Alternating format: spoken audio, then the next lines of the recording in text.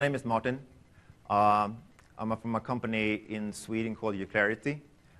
We are advisors in the area between traditional telecommunication and IT communication. And my team is especially focusing on technical deployments. And although we're not a pure Microsoft shop or anything, what we do at the moment is very much focused on Lync, of course, because it's a huge momentum of that. During the last years, we've done a lot of projects with customers with sites around the world, ranging from like 5 sites up to 1,000 sites. I've learned to be very humble when taking on these projects, because I know that in many cases the project has started from a perspective that they wanted to lower the costs of telephony, for example. And then that means that when we are getting into this, we really need to find the balance between quality in what we want to deliver, the quantity of all the sites that needs to be done in time, and the cost for that. So although we would like to do a lot of very good things, just frankly, during the last years, we have done a lot of good things, and we have done a lot of things that might not be that good, and that's what I'm trying to share with you for these hours, with this hour and 15 minutes. So we'll spend quite a lot of time talking about what we've learned and also how to actually find this kind of pitfalls that we've been into, or that we almost been into at least. And we will also do some technical stuff, of course, talking about the different deployment options and things like that. And this might not be the most technical session during the day, but we should still try to keep it on a 300 level, so nobody should be disappointed from that perspective, I hope. So what we learned is that every site that we come to is unique. And especially when we look at telephony in many different parts of the world, we see a lot of cultural differences in how we work with telephony. Different tools, different offers on the market from the carriers, different business models. And while all these sites have unique needs, I mean, many of these branch sites isn't like an average of your organization. It's just fewer people, maybe. They have very different needs within that site. And if they are placed far from you, it's quite easy to be a bit quick on judging and just giving the minimal support to just give them up and running. But the problem is that the further you are from that site, the more unhappy they will be, because they probably already have this attitude at the site saying that the Big Brother rules everything, and now they're taking our PBX away or something. So it's very important to be there and to try to be close with them and help them to be happy.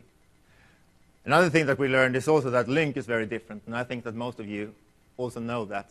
Lync is very different from what people have seen before. So in many cases, it might be a bit hard to do a one-to-one kind of migration. And in the same way, it could be a perfect chance to do something better as well. So just be humble with that, and then we can actually do very good things within these projects.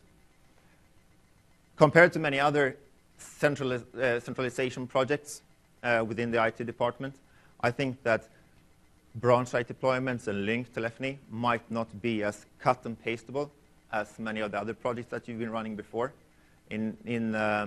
You just need to listen quite a lot to what the kind of different needs they have, because people work very differently with telephony in different parts of the world. So when we are running these projects, when starting up, we try to, on a quite early stage, do a site survey. During this site survey, we try to find some information about the sites, just basic information in the beginning, just to get a good understanding of the user base, what kinds of users they have in the site, what kind of profiles, number of users, and things like that. We try to find out as much as possible about the current solution. If they're running their own PBX, are they sharing with someone else maybe? Is it handled locally? Is it some kind of outsourced service? Just to give an understanding of how they buy this stuff. What kind of carrier contracts do they have? What carriers are they working with? And also especially information about contracts, when are contracts terminating and things like that. Because we build a roadmap when with working with different sites in a specific order, it's very important to take in consideration if our contract is expiring, for example, so we don't have to prolong something just because we didn't pay attention to that.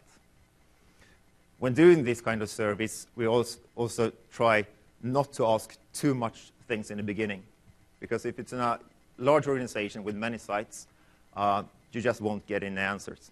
If you send out this survey and you don't, you go too detailed, people won't answer you. Because in many of the smaller sites, there's probably nobody that's really technical sitting there.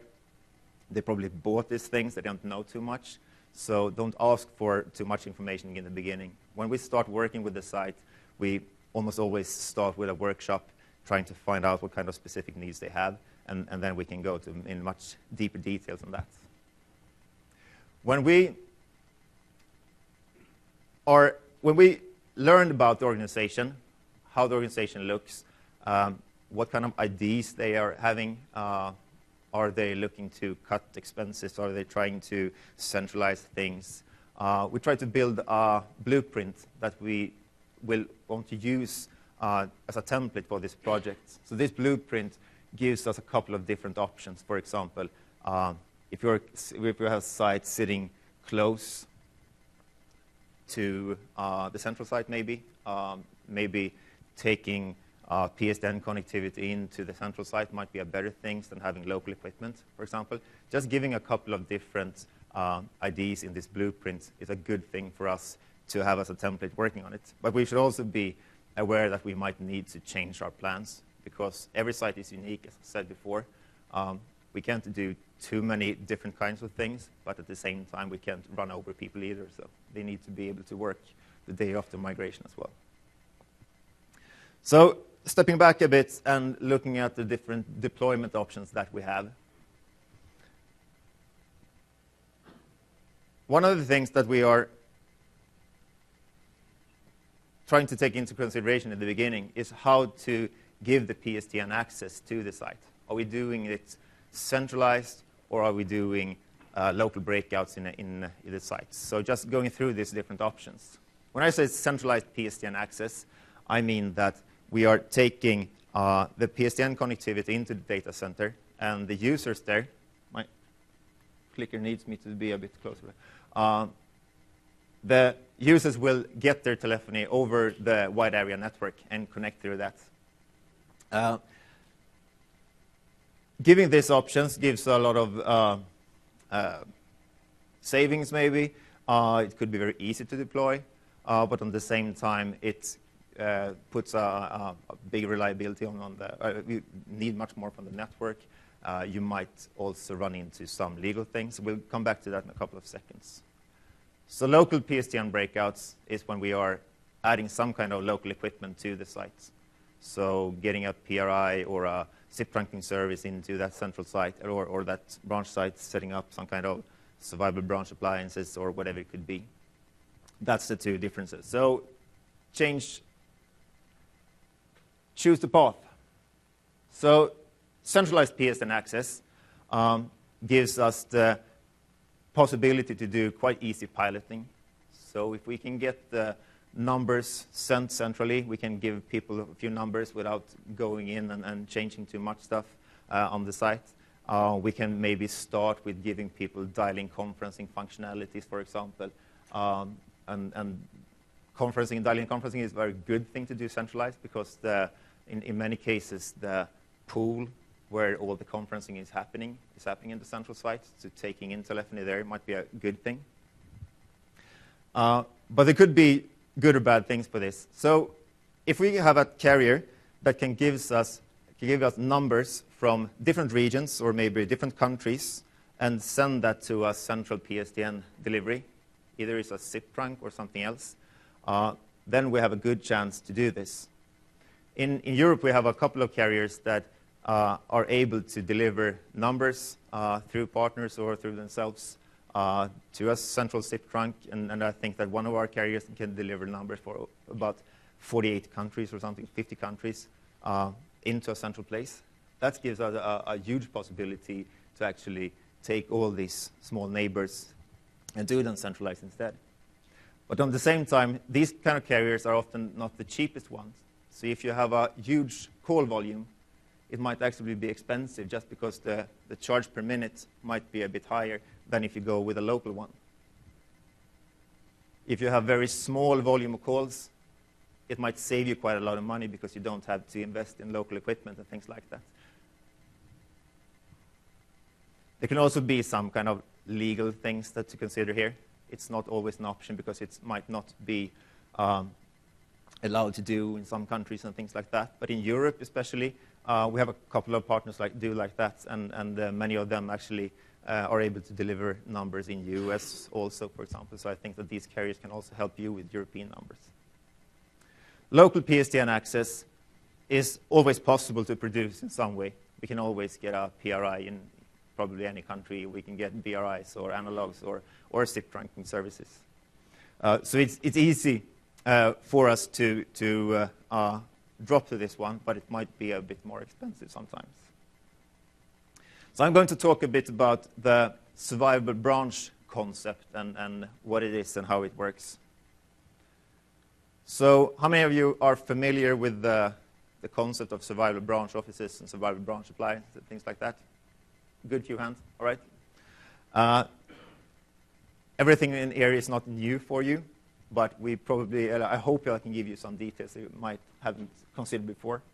So the idea with the survivable branch architecture is that we put minimal Lync code and minimal Lync functionality in the branch site. Come back to exactly what it is. And that means that the clients use the local Lync server or the local Lync functionality as the SIP registrar. So clients will register against SPA.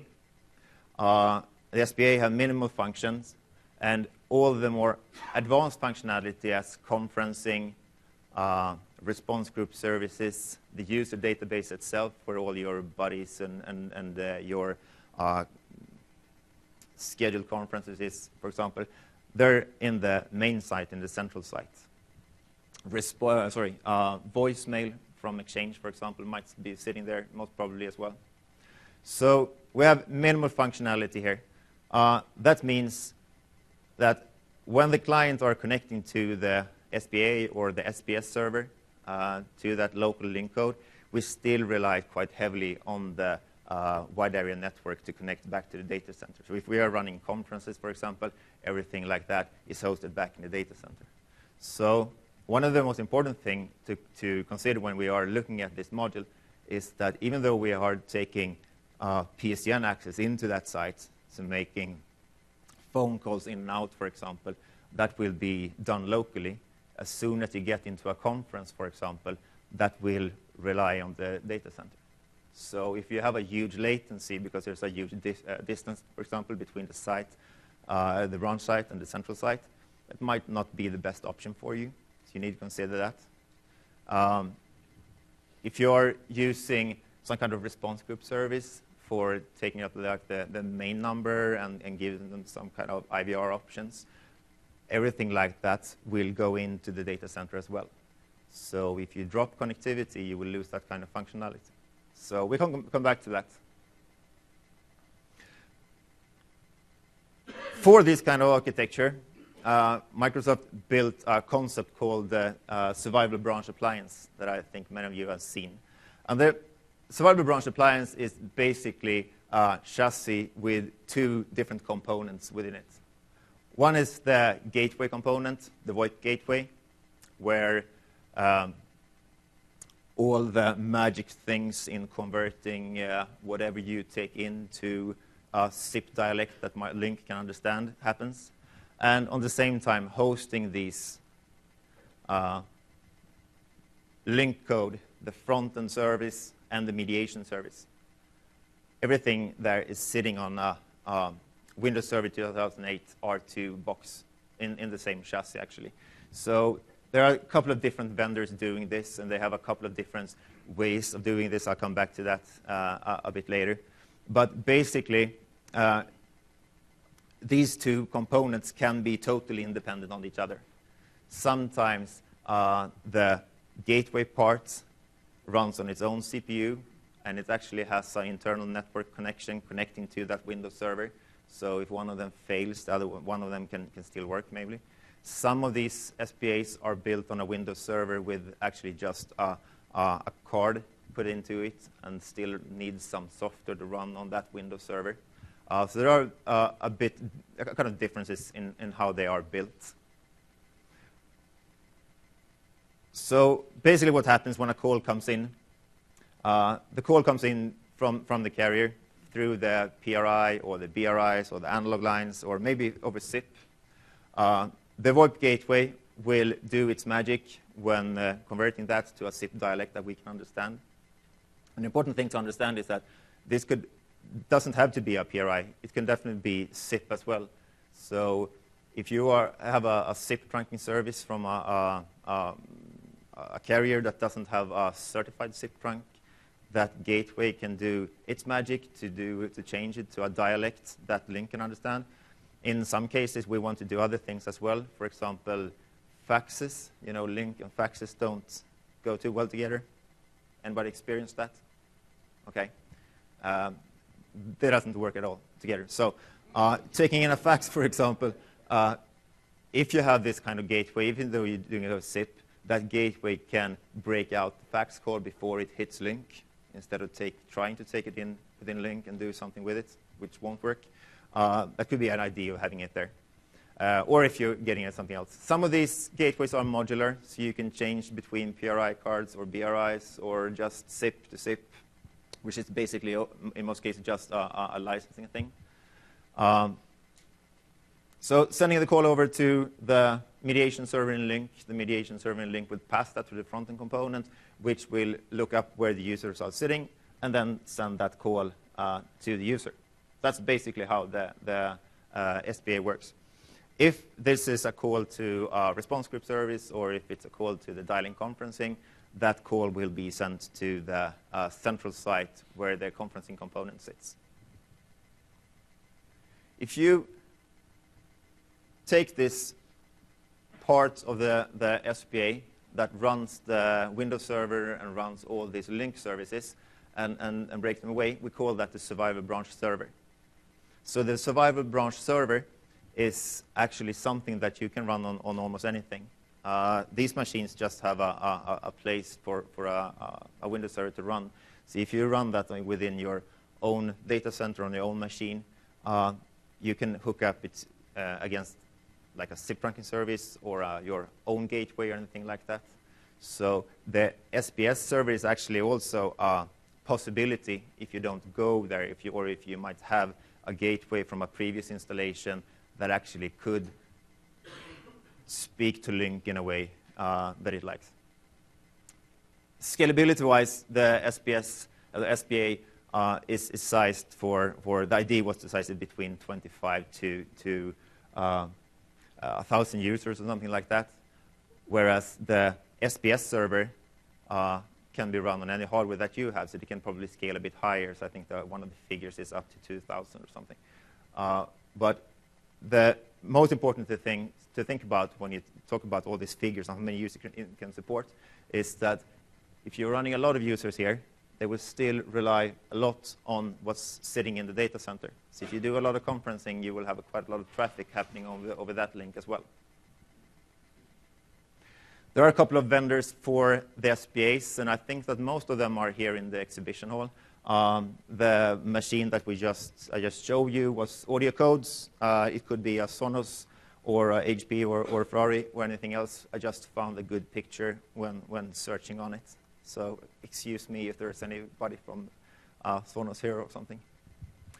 Going back to the architecture and how this is supposed to work, talking a bit about site resiliency and what happens when things go bad, so to say.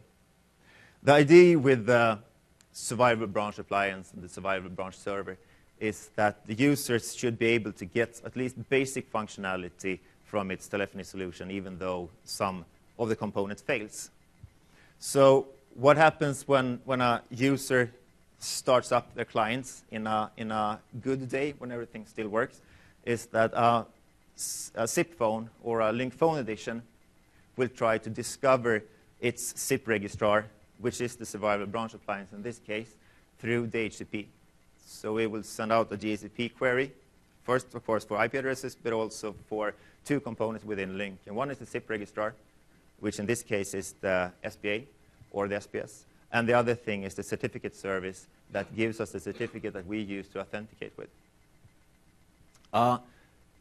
Lync client running on a machine actually asks DNS instead initially.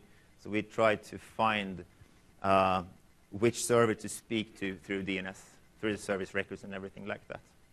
So this is a bit of a simplified idea about how the logging works. If you want to learn more about how the logging process works for Lync, then you can go to Brian Rick's session about the advanced client signing process. But what happens here is we find the registrar.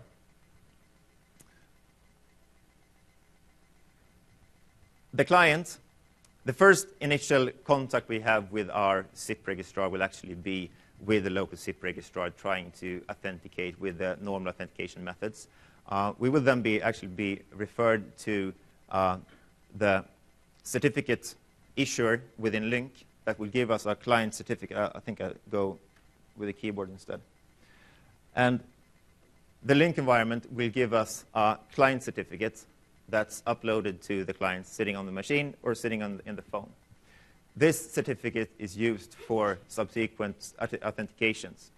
So one of the ideas is that if we lose connection to the data center, if we don't have any connection to any domain controllers or anything, we should still be able to authenticate against that SPA, and that's done with that certificate. These certificates are valid for 6 months. That's a period that we can extend or rather decrease if we want to. But the certificate is actually what we are authenticating us with. The idea with the SPA is that they should be able to be placed in a site that is so small that we wouldn't ever consider a domain controller. And as Lync don't use the readable domain controllers, this is a good way of solving that authentication with a certificate instead.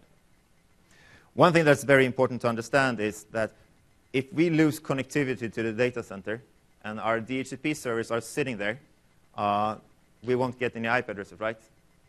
So important thing is to make sure that the sites are self-containing for something. We need to have a DHCP server. We need to be able to give out IP addresses even though we have no connection to the data center, because otherwise we would fail. Some clients will probably work for a while keeping their address, but if they are rebooted or something, or if they come in at work in the morning, they will try to get a new address and will fail. So we need a DHCP server. That DHCP server does not necessarily need to be the one that gives out all this information that we spoke about before, about SIP registrars and things like that. If we don't do that with our ordinary DHCP servers, the SIP registrar can actually give us that kind of information itself. So each SPA or each SPS has its own DHCP server, which actually is true for the central site as well, which we can use to give out this kind of information.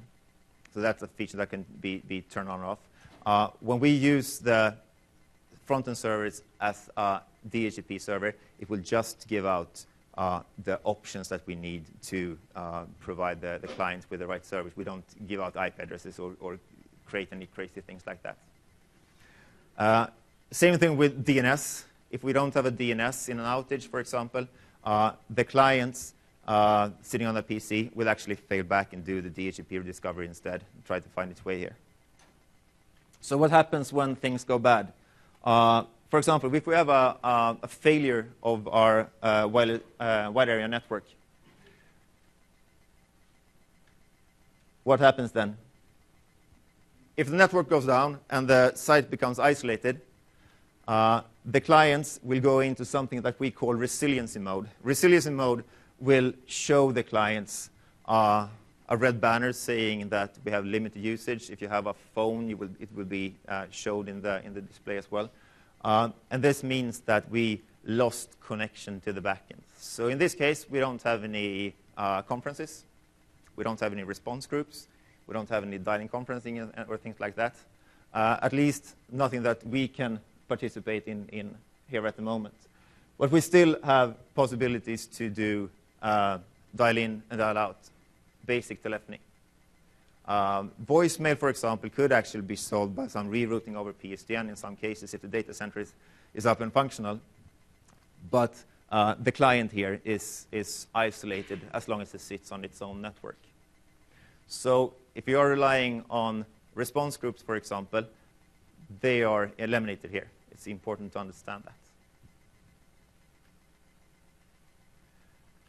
Other things that might go wrong, of course, is that if the SPA or the SPS fails, that will also have an impact.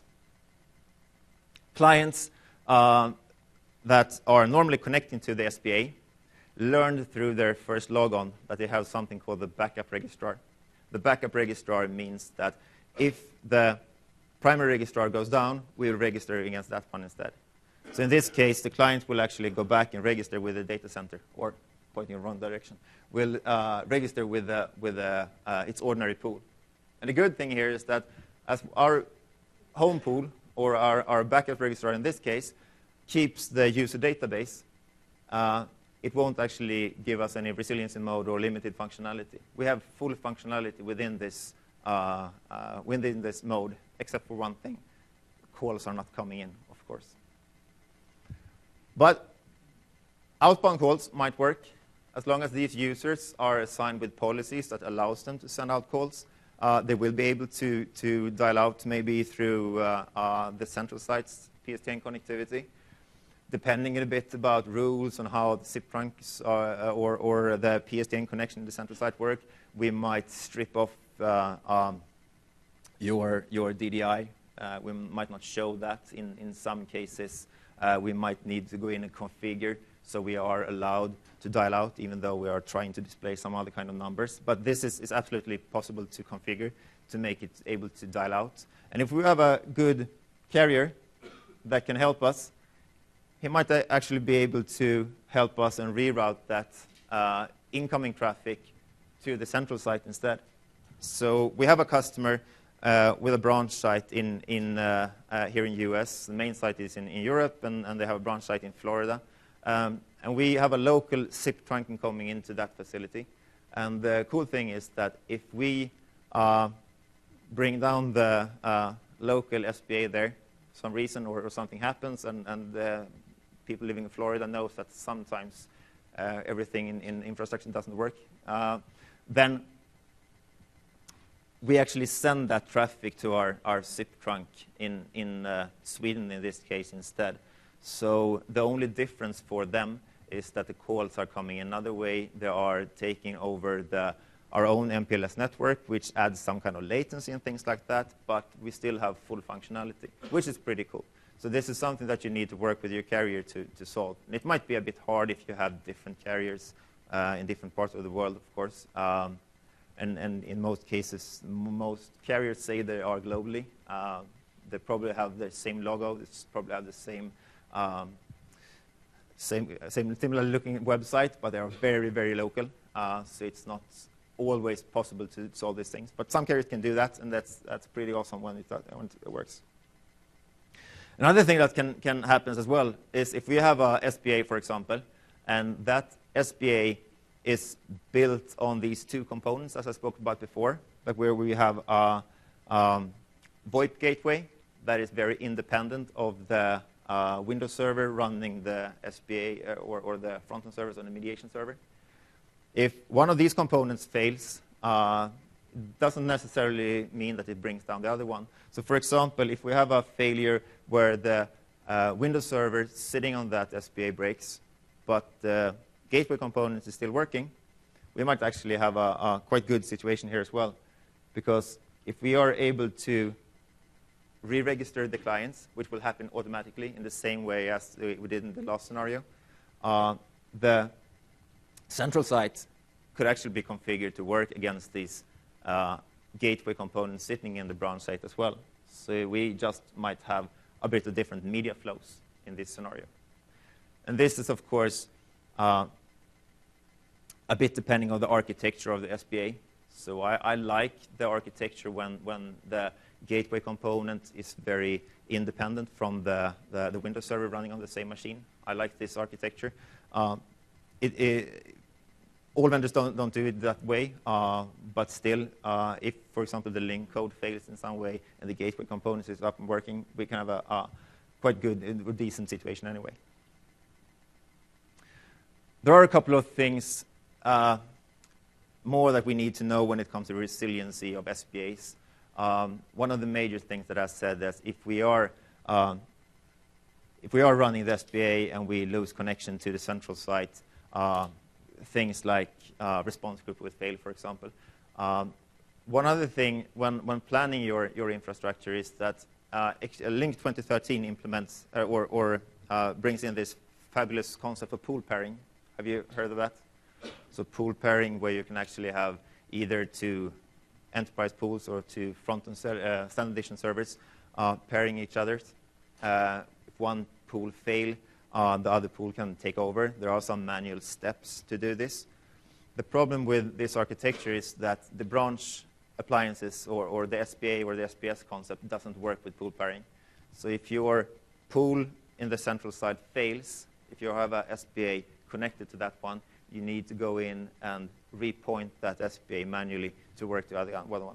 So it's a bit more complex. And if you have a lot of SPAs, that might be something to consider as well. So don't just count on the pool pairing to work for this scenario.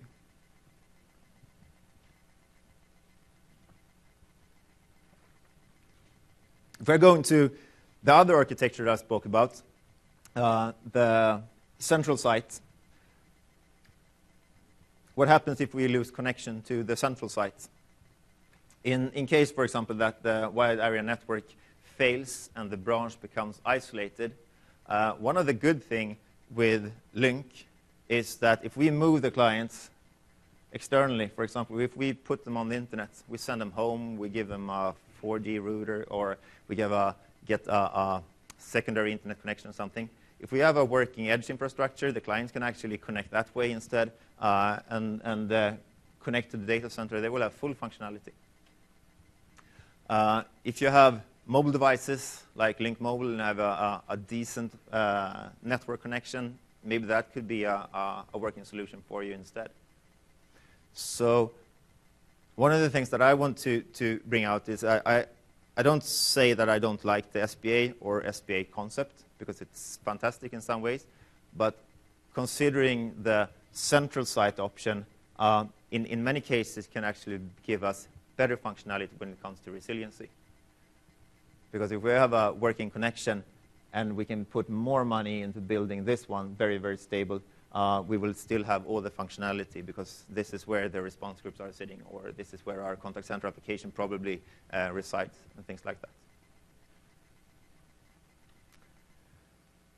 So going back to the project where we are bringing Lync to the branch users, one of the things that I think is extremely important is to be very thorough when doing your planning and discovery. So everything that we fail with here, everything that we, for example, take for granted, or everything that we cheat with here, it will bite us quite soon when we launch. Because when telephony doesn't work the way it should, people will tell us quite fast. So do your homework. Ask several times. I'll come back to that a bit later. But we generally, when we start planning for a site migration, we run a workshop. So during this workshop, we try to get as much information as possible. So we want to know what the requirements do they have, what kind of users do they have, are they running some kind of advanced functions for a contact center, for example, are they having some kind of IVR functionality or anything for call distribution. We need to know that. And the problem is that many deployments that we've seen, we really don't have a good speaking partner. Because in many of the small sites, there might be some kind of IT administrator. And in most cases, I shouldn't say, in many cases, these guys are very familiar with everything when it comes to how the PCs works and how all that services works. But when it comes to telephony, in many cases, that PBX was put in there many, many years ago, and nobody really knows how it works. And the users don't really know that either, because they take everything for granted. So if they have some kind of group numbers and things like that, it's sometimes very hard to find someone who can really say what's in there. So we need to dig deep if we can. So find out all these requirements. We want to know a lot about the current solution. And this is where we go into a bit more detail, finding out, for example, what kind of PSTN connectivity do they have? What kind of capacity? Are they doing BRIs, for example? How many? Are they doing PRIs? What kind of wide area network connection do we have, and how much load is it on that one? We would like, if possible, to actually go in and do a network assessment every time we do a rollout. We try to sell that at least. We want to know how much bandwidth we can spend for Lync. Because even if we are putting out SPAs, or if you do it centrally, some kind of traffic will happen over the wide area network. Finding out things about like Wi-Fi networks in the site. Many of the smaller sites have very simple Wi-Fi deployments, and they have probably worked fine for like surfing or checking email in the conference room. But when we are adding phone capabilities to that, I'm not sure it will work as good. We're also going in and do quite a lot of migration planning. So we try to get as much information as possible, and we try to ask more than just the technical side admin. Try to talk to some of the people, maybe people responsible for sales or order or support or whatever is happening at that site, and speak to them and see how things should work. And generally, we try to ask each question several times. And if we get different answers, we ask them again. Because if we get different answers, then we know that nobody's really sure about how it works. So we really need to go in and dig deep here. After that, we need to go in and try to build our own design for that site. And this is where we need to balance between this quality thing and the capacity thing and the pricing thing. Because if we have 10 sites, for example, we can probably spend quite a lot of time doing these things. If we have 1,000 sites and we have a roadmap that we are rolling out one site every week or something, of course we need to cut somewhere to be able to do that. But extremely important when we deal with international sites is that it's a bit hard to say that, okay, we did one site in London, for example, and then we are doing something in Beijing the week after that, and we give them the same solution. That probably won't work. So we need to take that, especially considerations when we're dealing with international sites. So one of the first things is that we need to understand how they work with telephony, and one of the things is, for example, number planning. What kind of number series do we have, dialing habits and things like that. And one tool that I find very helpful is MVP fellow, Ken. He made this Lync dialing rule optimizer. Have you seen it? It will help you build normalization rules. And the good thing with this one, it can help. He actually put in a huge amount of work to try to see how numbers should look in different countries. So it's very, very helpful. There are a couple of things that we might need to add to that. I generally try to learn as much as possible about how number planning and how numbers look in each country by going to Wikipedia, for example, using these tools. I also try to ask friends. If I have friends living in that country, if I have fellow MVPs or something, I just try to talk to them and see what needs to be in there. Because there are a huge different things. In Germany, for example, that's quite common. They have a variable length in numbers. In other countries, they're all the same. Some countries have a huge amount of area codes. Some countries have totally skipped area codes and doesn't have anything to differ between different regions or cell phone numbers or anything. So we need to find out these kinds of things. This is a good way to do that. Another thing that we need to find out is what kind of cultural differences are there within the country. So I've been working with sites both in US, in Europe, and Scandinavia, and Asia, and I've learned a lot, because in the beginning I thought that everything works like it do in Sweden, of course. And it doesn't. And I have learned that Scandinavia and Sweden is very different. But just take an example between Europe and US, for example. How much people here from Europe? Good. Okay. So in US, you love voicemail, right? You build your own business based on voicemail. No, it's a joke that we have. In US, it's very easy to put all unanswered calls to a voicemail. If people are sitting in a queue for a while, send it to voicemail. You probably use a personal voicemail all the time. In Europe, many companies don't even want voicemail. They say we want it to be sent to some, because we want to give a more personal touch. We want them to speak to someone else who can take that message. Anybody recognize that? Okay, I actually think that sucks. That's one of the things with the US thing that I like better, because sending it to someone else is just a manual voicemail. And in most cases, when I come to a voicemail or I come to someone else, I hear a voice that I don't recognize, I just hang up. Because if I leave a voicemail, then I leave the task to dial back to someone else. And they will probably try to call me back during a time where I don't have time to do that. So I rather hunt myself when I have the time for that. So, okay, so voicemail is one huge difference. But the thing is with Lync is that the Lync is very depending on voicemail. Because we don't have any busy tone, voicemail is quite important. Because if we don't answer, either because we're not there or because we're busy, people will think we are quite ignorant. So voicemail is always a chance for someone to leave something there. Then it's, of course, important for us to go actually go in and check that voicemail and call back. That's something else. Another thing, in many parts of Northern Europe, for example, cell phones have replaced desktop phones totally. So in Sweden, Norway, many parts of Finland as well, people don't actually use desktop phones at all. So the only desktop phones that we roll out in projects are conference rooms. So people are given cell phones instead. So many of the PBXs have something called mobile extension, which means that the desktop has been replaced with a phone, and maybe with an iPhone.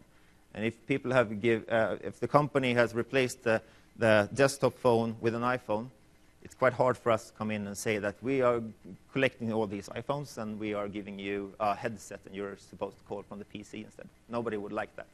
So in this part of the world, we actually need to build something else. Then in that case, we need to build Lync and make Lync add value to that cell phone. I wouldn't say that the cell phone is the perfect solution for anything, because voice quality and everything, it's quite isolated. But when we tie them together, it's pretty cool. So in Norway, for example, it's quite common that we are implementing a functionality called mobile line status, which means that we are actually checking the cell network for if the line is occupied. So if someone is on a cell call, we will propagate that as presence down to Lync and push that out to the organization, which is pretty cool. Because if you are walking on town, you will be red, even though you're not logged into your PC, which is pretty cool. So we need to find these things, because if we just have our way of seeing it, there's a big chance that people won't be very happy with us. So that's what I mean with cultural differences. It's also important to understand that there are very different markets when it comes to carriers, for example. So if you are speaking to a carrier in one country, they probably have a business model that you need to understand when speaking to them. Not all carriers are like Bitpipes, just selling you PSTN minutes. Many of them want to sell you other services as well. And if you don't understand that, it might be a bit hard to actually buy something that you want. And it's actually a bit hard as well for a company with many international sites to find a carrier that can help you throughout the world. even though some carriers say that we are international. We can give you access in all these countries. In many cases, that are some kind of partnerships going on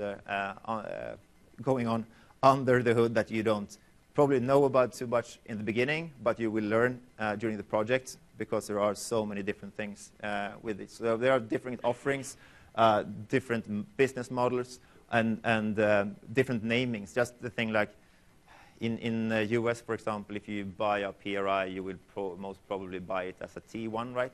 In Europe, it's often sold as an E1, but in France, they call a E1 a T2, and just buying equipment for that and understanding all the things. Then it's good to have friends and Bing.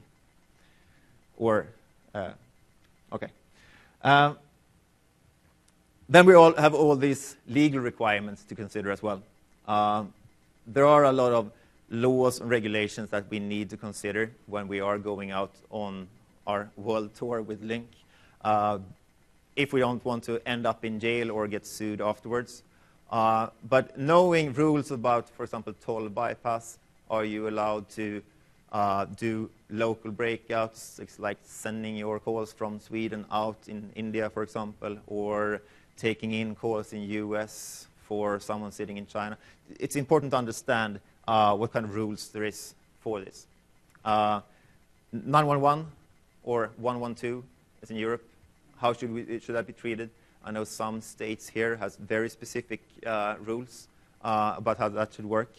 Europe are changing the rules as well in regard to this. So many laws are quite new here. So we need to understand what we need to deliver. So many of this very nice functionality that Lync has with enhanced 911, for example, that you can use here in US with some of the partners downstairs in the exhibition, doesn't exist in many other parts of the world. So in Europe, for example, you often have to go in and send the 112, for example, and then you need to go in and identify the city with a prefix or a suffix or both of them. And that differs between countries and carriers and things like that. So find out all these things could be a bit work as well. There could be laws about emergency phones as well. You might need to have analog lines for certain things. And it's important to understand that many of the things that we hear here might not be the law. It might just be recommendations as well. So don't take everything for true just because someone says it. So we really need to check to see what is a law and what is not, and how do we cope with that. So then we have a lot of other stuff.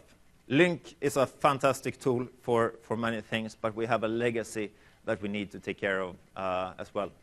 So if we come to this site where they had a very old PBX, for example, it's been sitting there for years, nobody knows what it is.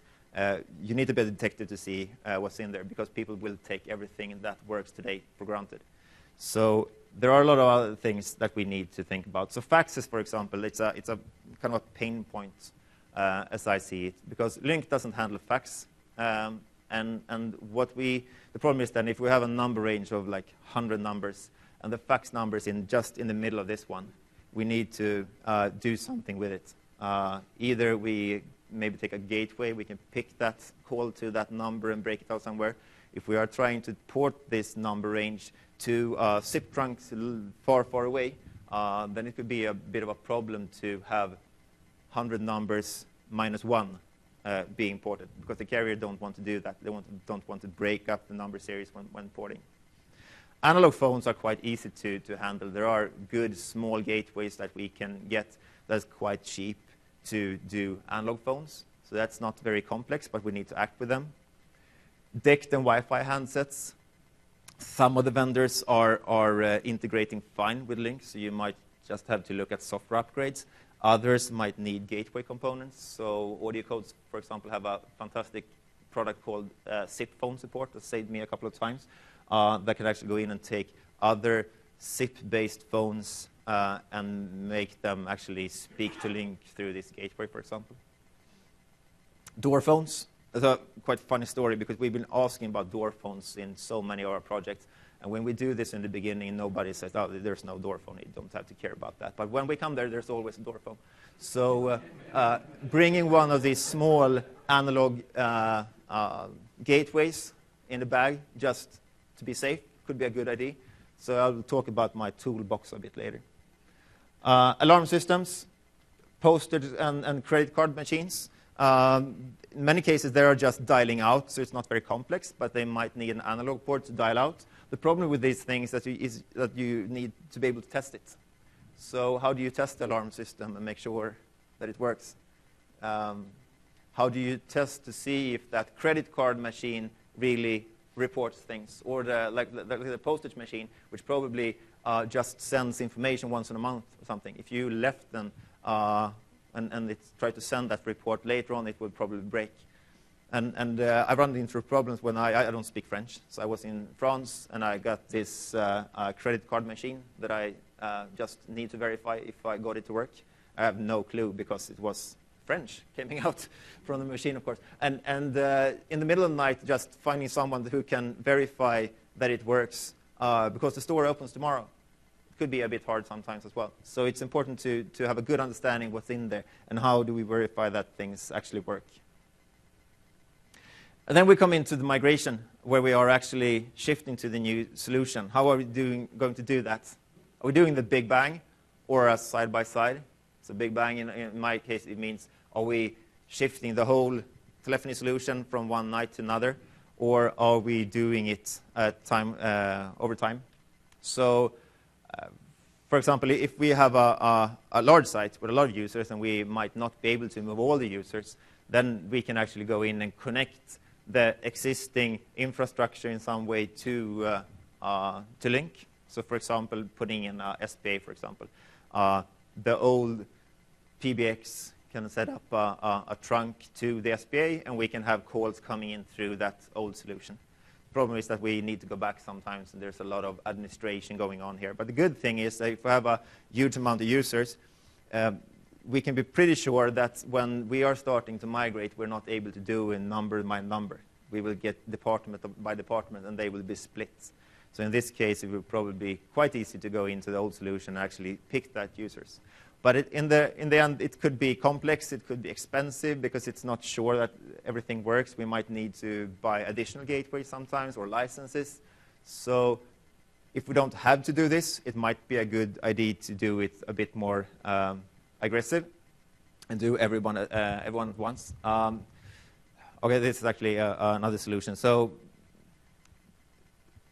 another way of doing it could be to get a new PSTN connection. So, for example, if we have a PRI pointing to the old PBX, we can maybe get a new PRI or maybe a SIP trunking service or something working to our SPA or SPS. The thing that we have to consider there is probably porting. So then we need to speak to the carrier and ask them to move certain numbers. And how many of you guys have been working with porting numbers sometime in your life? How many times has that worked perfectly on the first attempt? Can anybody say, okay, I accidentally once, but can anybody say, beat that and say two? Okay, maybe some. Okay, probably done many of these then. Because things like that failed. And one of the most fantastic things is that if you ask the carrier to port from a range of 1,000 numbers and you ask them to port certain numbers, they say that it's not possible to do that. You can just port like hundreds or all of them. But when you do that porting, you can be damn sure that they port 55 numbers out of 100. So they can, in some way, do this selective porting anyway. So porting can be extremely, just don't rely on everything working at the same time. Just plan for that, and then you're probably good. Okay, a lot of emotions when it comes to porting. The other thing is to do just a shift of night. So in some cases, we go in and put up a SPA, for example, and just over one night, we just unplug the cable and move it to the other one. So that's a real big bang, everything happening at one night. And if it's a small site, it might be a bit easier to actually do that. From a cost perspective, it's probably cheaper. You will have to staff up with support personnel and everything like that, of course.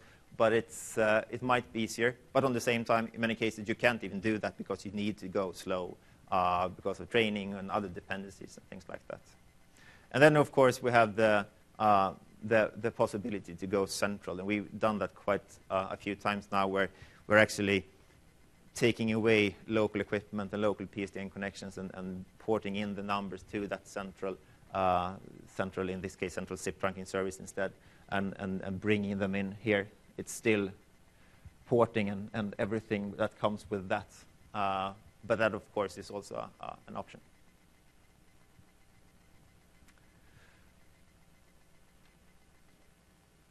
Okay, so finally, some things that we learned on our trip and during all our projects. Some success and factors for success and failures. First thing, let's come to hard technical things. Testing your network might be a very important thing, because a lot of networks today are built for pure data traffic, and people haven't thought about what real-time applications such as Lync really does with a network.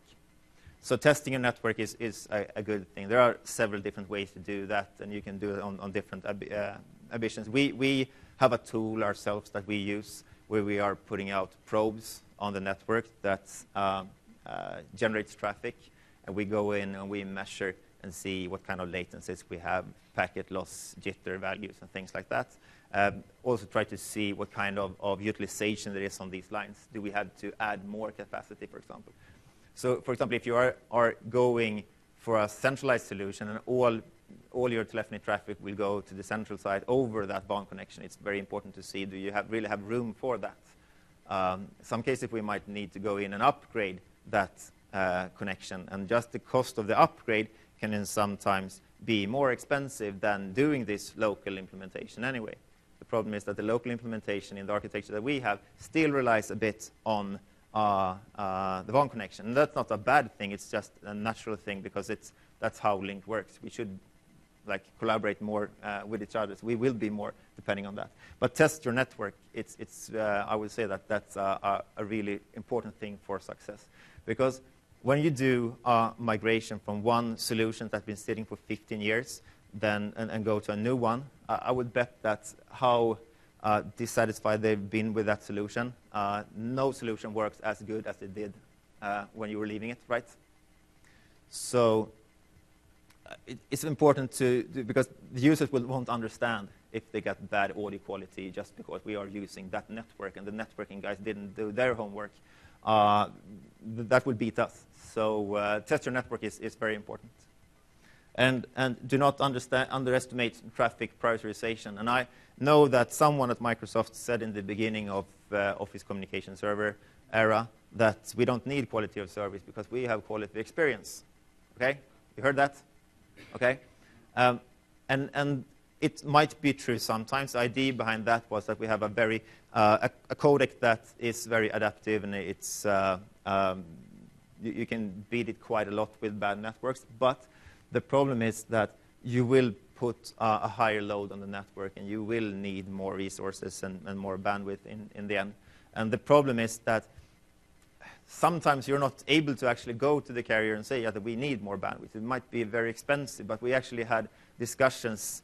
It was a couple of years ago. We had a discussion with a carrier in a country and said that we want this 10 meg connection. We can cost how much it would be. And they say, I'm sorry, you just need to understand that we just have 50 megabits into the country. You just can't buy how much you want.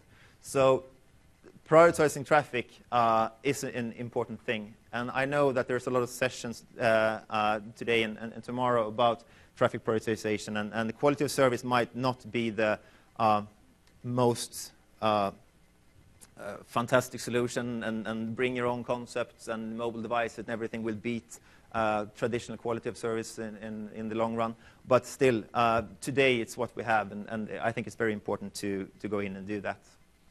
Another thing that's important as well is to have a very good test protocol to know what to test. So before you start this project, have a very good idea of what you are about to test. Because if you are doing a migration and you know you're going live tomorrow at 7 o'clock when the thing's opening, and you're sitting in 5 in the morning, finalizing the last things and doing some changes, it's very hard to miss something. So if you have a test protocol, maybe not that extensive, but at least gives some basic test that covers quite a lot, it's very valuable to have that early in the morning before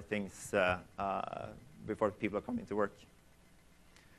Build your toolbox is something else that I talked about. When I go, I try to have a couple of tools with me, and some of the tools could, of course, be Ken's dialing optimizer and things like that. But more physical things, I wasn't kidding about that, but I actually have a small analog gateway in my bag. Sometimes I might need to leave that one and order a new one or something, but it's very good to have, because if you come to a site and there is something that you need to connect, if you don't have spare ports or things like that, you still want to do that. I always have an analog phone in my bag as well, just to be able to test things if I don't understand if the postage machine is actually sending something. So can I still dial out? I try to buy SIM cards when I come, so I'll be able to see if number presentation works the way it should.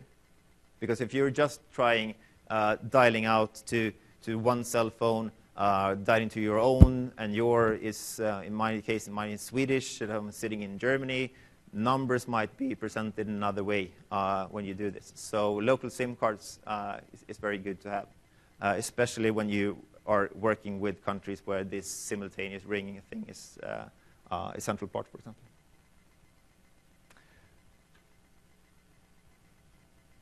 Other success factor, don't trust the site admin to be 100% correct. I think I was talking about this before.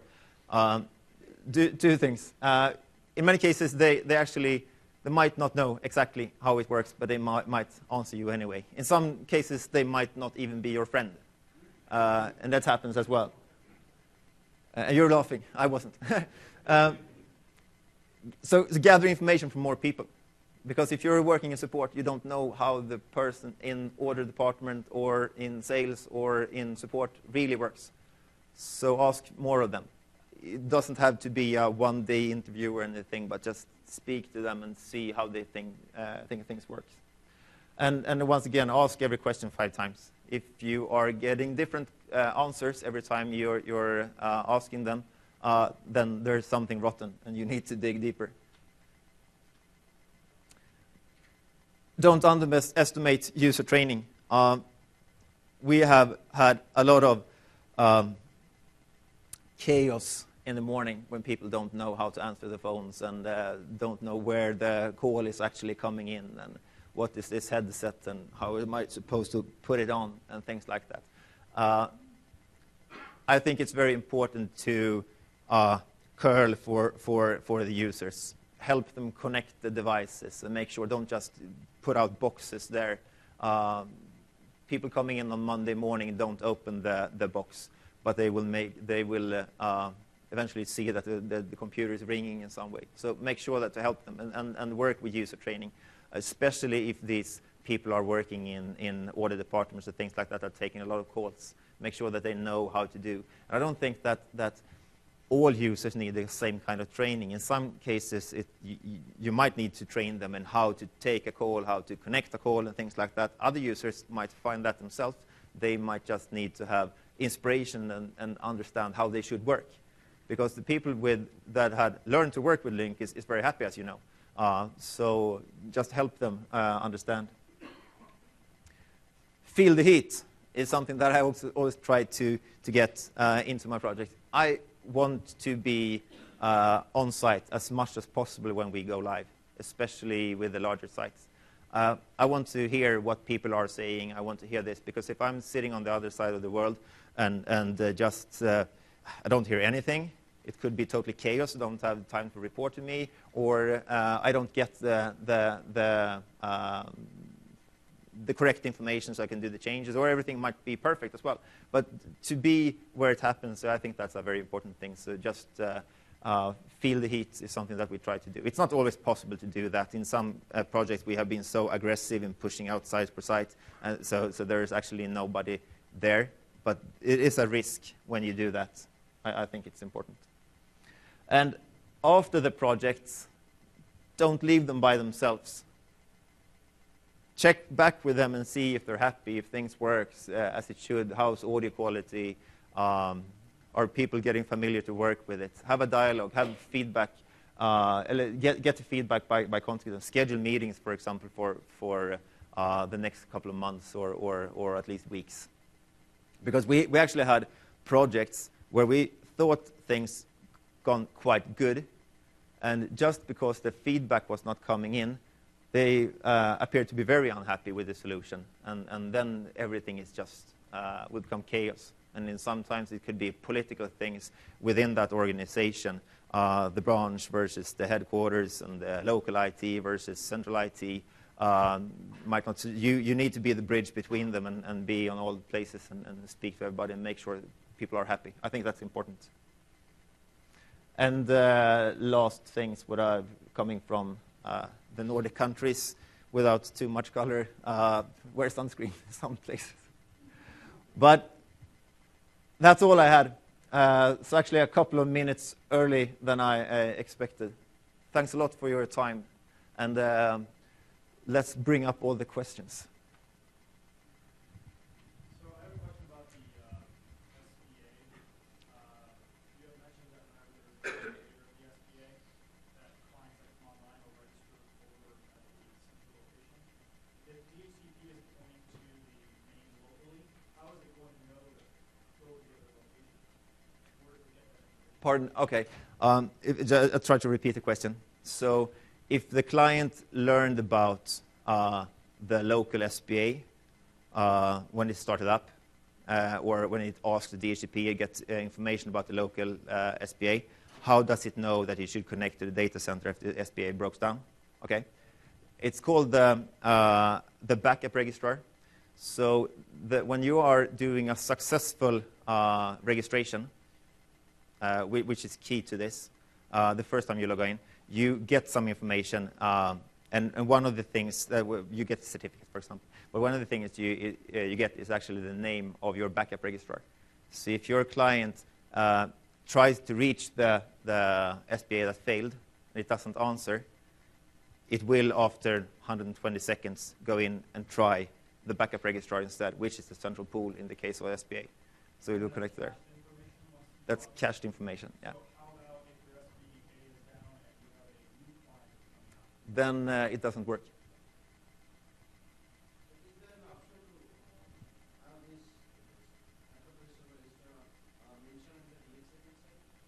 Pardon?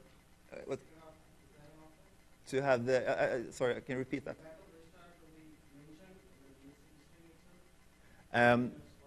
If you would have get that information somewhere else, it will go there.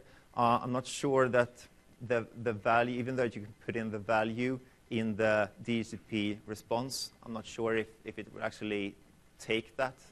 But technically, absolutely, if you can go in and change that value, for example, if you have the DHCP server is not sitting on the SBA, it's sitting on the DHCP server, if you go in and change it there, yeah, it will go there because it can connect to any pool, and it will try to redirect you. But the problem is that if it's the first registration, it will probably try to redirect you there anyway. So generally, there are other things as well. For example, the certificate thing that you get for authentication is also something that you get during the first registration. So I think that if it's the first time, I think you might need to change that one to register to against the first pool. You can probably do a lot of things to make it work, but the easiest thing is probably just to home in on the central site and let them sign in there. When you solve it, move it. But the solution is not built for being down for months or anything. Then you still need to rehome your users and do anything else with them. So. Sorry. In a partial SBA code, you said the device was split in half, the SBA side goes down, and the gateway stays up. Do the users still get that notification that they're in site resiliency mode? No, because when the SBA goes down and the user register against the central pool instead, they will just see that they are disconnected and they can connect back again. So they don't have any limited functionality because everything is relying on the pool. So they don't do that. There will be different media paths and things like that, but they don't get notified of that. So the only way was when you lose the connection to your backend information, which is on the central pool. What about active call in that scenario? Does that active call go flow IP endpoint? That's a good question. The question was if you have a partial SPA failure where the SPA code goes down, yeah. If the gateway breaks down, of course it will fail. But if you have a peer-to-peer call, for example, that will keep on. You will not be able to add video or sharing or anything like that. But the call should actually absolutely still flow, even though your registrar is down. I mean, I'm not sure if you've seen that, but if you try that sometimes, if you have a lab environment and just take down your front-end server, the call will survive. So it's quite nice. But there are scenarios when it comes to these partial failures, depending on if your gateway, for example, are communicating with the mediation server on that local SPA, and that goes down, that will break the call. If you have media bypass, then you might survive just that particular call. But in general, I mean, if you have these major failures, that means some kind of reconnections and things. You should expect that. No, the important thing is they can hang up the phone, pick it up again, and make Yeah, absolutely. Sorry. So the question is when one whole the backend code goes down, you have your SPA, you have a message for you to avoid that in case of maintenance window or something. You say I can fail over that SPA to the secondary pool. You mean that you want to take your users? Like I have my users registered my SPA. Yeah. My pool will be off for 6 hours Mm. from maintenance. Can I just move it to another pool temporarily? You can move around users, but at the same time, SPA is always paired with one pool. So yeah, so if you have your users registering against that SPA, that user is actually homed on that SPA. So if you want to do maintenance of the pool, moving the user, you will not move the user from that pool to you will actually move him from the SPA to the other pool. So I know that many IT departments try to build the infrastructure to be able to do all kind of maintenance during business hours and things like that. And Lync might not be that kind of application. For taking Exchange, for example, you have this client access layer, and you have the mailbox layer, and Outlook is running in cached mode. So if you lose connection to the backend, they will still experience the same things. They build that good, but when you're talking about real-time communication as Lync, it's a bit hard. I mean, having a meeting, for example, if you take that host that meeting down, that will break that meeting. Even though you're able to reconnect and you can start somewhere else, real-time communication is harder to do that with. And Lync is might not be the best product for centralization, not because the product has any lacks or anything. It's more that if you have a user in US and you have users in Asia, for example, if they are running meetings on the same pool, there'll be huge latencies and things like that. So, I mean, speed of lightning is more limiting for Lync centralization than anything else. Sorry. So, is the treatment of optimized on a failing scenario and on a recovery scenario the same as the qualified phones? Okay. The question was if the failover things for Lync Phone Edition are the same as the qualified phone, like the SNOMs and everything like that. Yeah. I can't answer that 100% correct, and I think that could be quite individual for how they work. I don't think that there's a specification for the qualified program that specifies exactly how that should work. So I'm pretty sure that the polycoms, for example, and the SNOMs work differently in these scenarios. So one of the challenges with blending a lot of different things is that you need to know how they work. I know for sure how it works with the Lync Phone Edition, and that I love these devices, and I'm a bit sad that they're saying that they are going away.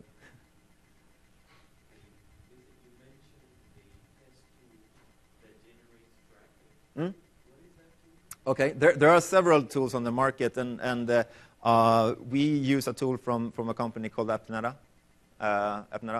There's a vendor downstairs, it's called Ixia, that makes a fabulous tool as well. Ixia, they're down on the exhibition floor. So go speak with them because they are here. And that's a fantastic tool as well. There are others. Well, there's some freeware that you can run on some kind of open source OS that can generate these things as well. A good thing when doing these tests is if you are running software sitting on a regular machine, for example, if you're putting these kind of probes or network traffic generators on a standard PC, for example, you have a lot of other things happening on that machine that can interfere with that traffic. So the appliances are quite good. But in the same way, the appliances, if you want to try wireless networks, for example, that's a bit more advanced than doing wired. If you're doing wireless networks, installing software on a PC might be easier because that can probably go in and authenticate with like 802.1x, for example, whereas the network probes can be quite hard to go to the network guys and say that, can we fix this in on the network? Getting them wired is in most cases doable, but getting on the wireless is a bit harder. So wireless is a bit harder to test than wired. How is the SBA-based server versus serverable standalone server? Okay, you mean standard edition server? Yeah. The difference is architecture between these two. The standard edition server is a full pool. It has everything, conferencing and everything like that. So it's absolutely an alternative in some sites to put them in the site. The problem with them is that they're harder to pair them with something else, because you can do pool pairing with standard edition servers, but you're not able to do pool pairing. For example, if you put one standard edition server in one site, if you're pairing that with a central site's pool, it will be like a two-way pairing thing. And then you also need to be prepared. If the central site fail, all these users will come down there as well. So it's not perfect for that. The AVMCU is locally on the standard edition server. So you need to, so from a redundant perspective, from a resiliency perspective, the standard edition server is not meant to be placed in these sites. So they have some drawbacks.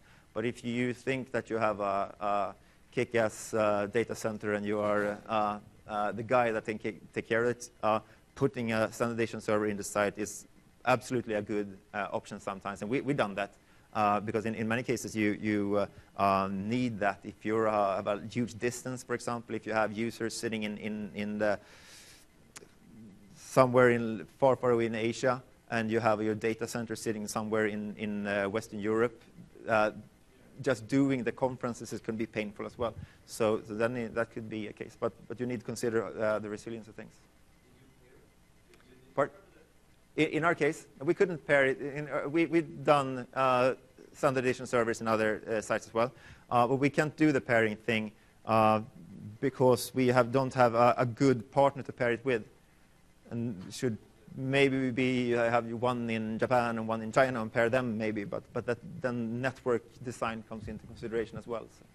But if you had a separate standard edition server in your central site, you pair. Yeah, absolutely, absolutely. So if you had 5 Yeah, just sites that have standard edition server, you can definitely do that. Yeah, yeah. You can have like dedicated pairs for the central site to your data center. The only thing that it will drive you cost, because then you will pay for